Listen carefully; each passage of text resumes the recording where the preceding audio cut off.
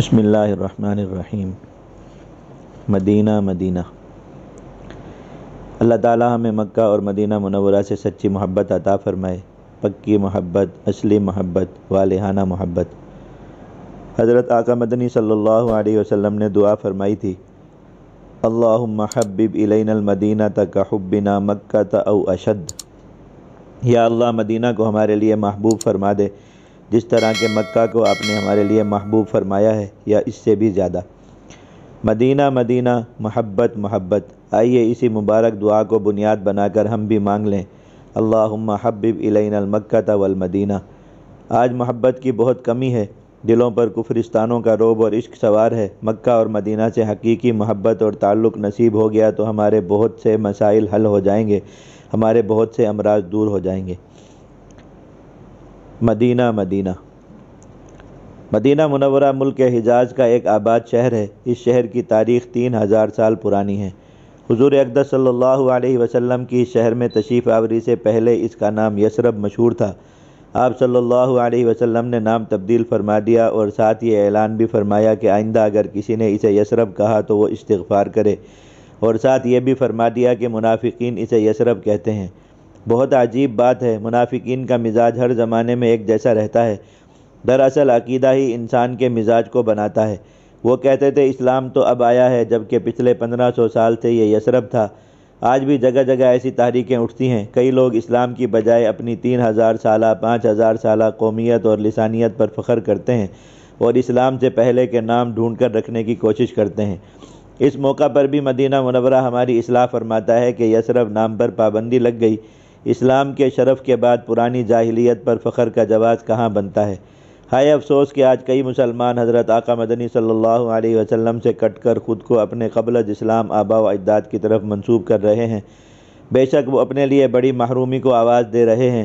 مدینہ ایمان کا مرکز ہے۔ مدینہ میں قیامت تک نہ طاعون داخل ہو سکتا ہے اور نہ دجال۔ ہم جس قدر مدینہ منورہ سے جڑتے جائیں گے اسی قدر ایمان کے قریب ہوتے جائیں گے۔ مدینہ کو پڑھیں، مدینہ کو سمجھیں، مدینہ سے سیکھیں، مدینہ سے جڑیں اور مدینہ منورہ کی زیارت کو سعادت سمجھیں۔ مدینہ ایمان کا گھر۔ مدینہ منورہ کی قسمت کے کیا کہنے؟ قرآن و حدیث میں مدینہ منورہ کے اتنے نام، اتنے فضائل، اتنے مناقب، اتنی خصوصیات اور اتنے آداب بیان ہوئے ہیں کہ اہل علم نے اس موضوع پر مستقل کتابیں تصنیف فرمائی ہیں۔ اہل علم نے مدینہ منورہ کے سینکڑوں نام لکھے ہیں۔ ان میں جس نام کو سب سے زیادہ قبولیت نصیب ہوئی وہ ہے مدینہ، مدینۃ النبی صلی اللہ علیہ وسلم۔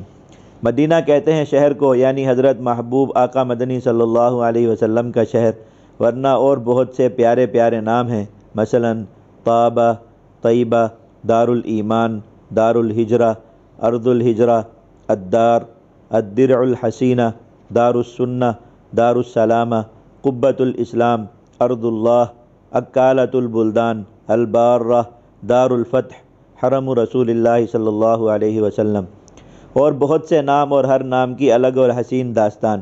ایمان مکہ مکرمہ میں اترا، پھر اس نے مدینہ منورہ کو اپنا ٹھکانہ بنایا۔ وہاں اہل ایمان نے ایسی قوت پائی کہ مکہ مکرمہ کو بھی حاصل کر لیا، اور فتنوں کے زمانے جب ایمان اور اہل ایمان ہر طرف اجنبی ہو جائیں گے تو ایمان پھر مدینہ منورہ کی طرف لوٹے گا اور وہاں قرار پکڑے گا۔ ایمان ہر کسی کی پناہ گاہ، جبکہ مدینہ منورہ ایمان کی پناہ گاہ۔ اس لیے آواز لگانے کی ضرورت ہے کہ مدینہ منورہ کو اچھی طرح دیکھو، اچھی طرح سمجھو اور مدینہ منورہ کے فیض کو اپنے دل میں اتارو۔ مدینہ کا تاریخی سفر۔ مدینہ منورہ کا تاریخی سفر بہت عجیب ہے۔ ہم مدینہ کے سفر سے اپنی اصلاح کر سکتے ہیں، اپنی محرومیوں کو دور کر سکتے ہیں۔ مدینہ پہلے ایک عام سا شہر تھا۔ حضرت نوح علیہ السلام کے بیٹے حضرت سام کی نسل نے اسے آباد کیا۔ یہاں پہلے عمالقہ بستے تھے، پھر فلسطین کی تباہی کے بعد یہودیوں نے یہاں کا رخ کیا، ان کے کئی قبائل یہاں آ بسے۔ پھر ایک بڑے سیلاب نے اوس و خزرج کے قبائل کو یہاں لا بٹھایا۔ مدینہ 3 طرف سے پہاڑوں میں گھرا ہوا اور چوتھی طرف کھجور کے باغات سے گھرا ہوا ایک شہر، بیماریوں اور وباؤں سے اٹا پڑا تھا۔ یہاں کے رہنے والے ایک دوسرے سے لڑتے تھے۔ اوس و خزرج کی جنگ پورے 100 سال تک چلی۔ یہودیوں نے یہاں سود کی نحوست اور ایک دوسرے کو آپس میں لڑانے کی خباثت کا عمل اپنی عادت کے مطابق جاری رکھا ہوا تھا۔ مدینہ کی کوئی اپنی حکومت نہ تھی، کبھی وہ کسی کا باج گزار تو کبھی کسی کا۔ یعنی بیماریوں، لڑائیوں، پریشانیوں، غربتوں، بے برکتیوں اور شخصی غلامیوں میں جکڑا ہوا ایک عام سا شہر۔ مگر جب یہاں ایمان آیا اور حضرت آقا مدنی صلی اللہ علیہ وسلم تشریف لائے تو یہاں کا سب کچھ بدل گیا۔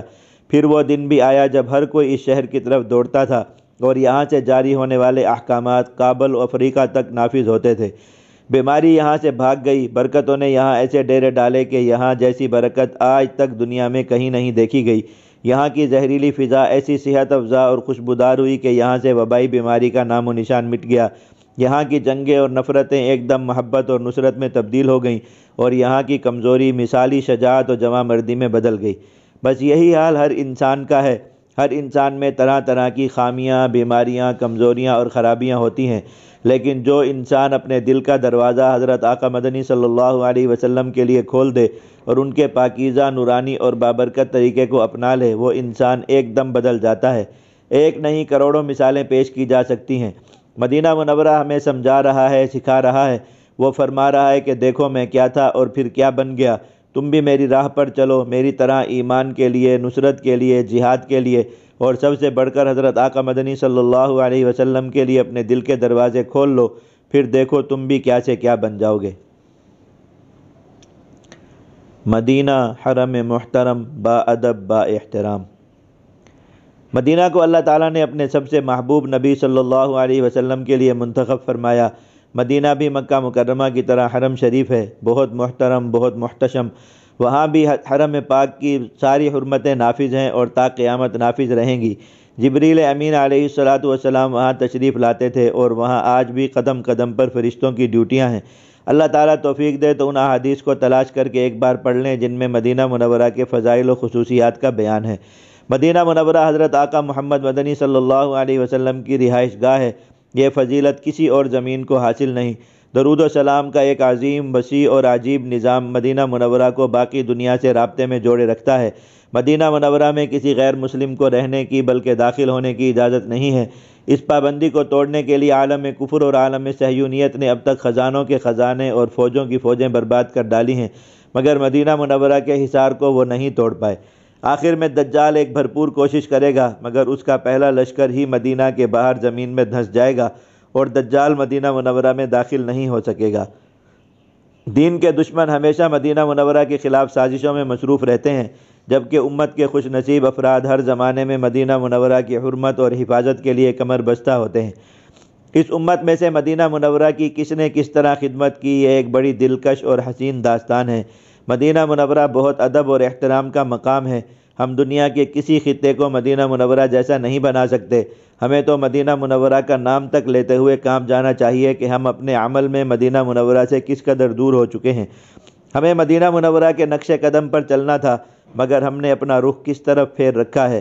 مدینہ مدینہ ایک یاد دہانی ہے، مدینہ مدینہ ایک لازمی نصاب ہے، مدینہ مدینہ امید کی روشنی ہے، مدینہ مدینہ جذبے کی تعمیر اور تازگی ہے، مدینہ مدینہ اپنی جڑوں سے جڑنے کا پیغام ہے، مدینہ مدینہ کامیابی کا درس ہے، مدینہ مدینہ ایمان کی دعوت ہے، مدینہ مدینہ ہمارے مسائل کا حل ہے، مدینہ مدینہ اس امت کا عروج ہے، مدینہ مدینہ ہماری بیماریوں کا علاج ہے، مدینہ مدینہ اہل غفلت کے لیے یاد دہانی ہے، مدینہ مدینہ اہل استقامت کے لیے بشارت ہے، مدینہ مدینہ اہل آزمائش کے لیے حوصلہ ہے، ہاں مدینہ مدینہ ہماری منزل ہے۔ لا الہ الا اللہ، لا الہ الا اللہ، لا الہ الا اللہ محمد الرسول اللہ۔ اللہم صلی علی سیدنا محمد وآلہ وصحبہ وبارک وسلم تسلیما کثیرا کثیرا۔ لا الہ الا اللہ محمد الرسول اللہ۔